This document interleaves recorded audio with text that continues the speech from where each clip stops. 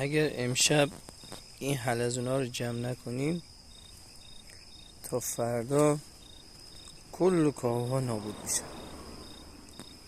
از من تا قبل این فکر میکردم که حلزونا بی‌آزارترین موجوداتن، تا اینکه دیدم چه بلایی سر مزرعه‌مون میارن. اینا همه اومدن روی کاهوها نشستن، مشغول مهمانی شبانه‌شون هستن. این یکی هنوز نرسیده بره رو کاهو، هنوز رو زمینه و حتی اینجا. چند شبه که این موجودات ریز دارن کل زحمت هامونو میخورن.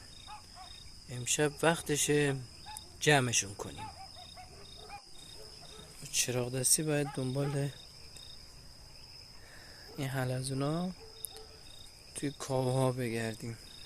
و بله، بازم اینجا هستن. این دقیقا همون چیزیه که نمیذاره کاوها بزرگ شن. ببینین چقدر آرومه ولی مخرب. چرا حلزونا شب میان؟ چه مقدار میتونن توی شب خسارت بزنن؟ اصلا چرا باید کنترل بشن؟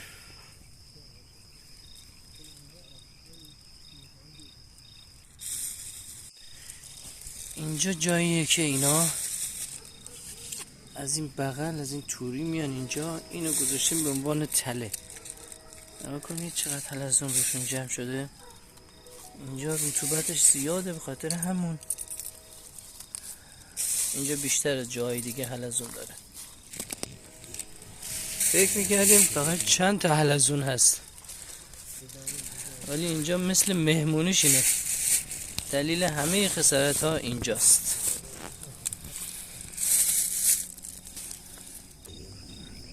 ببین تا اینجا فقط چند تا پیدا کردیم، ولی شک دارم داستان همینقدر ساده باشه.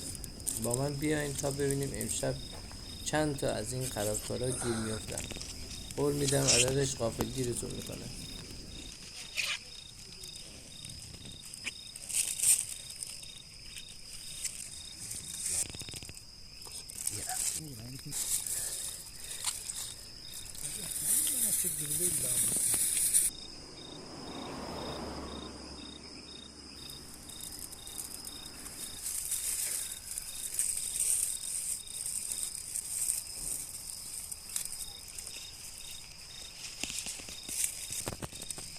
Şimdi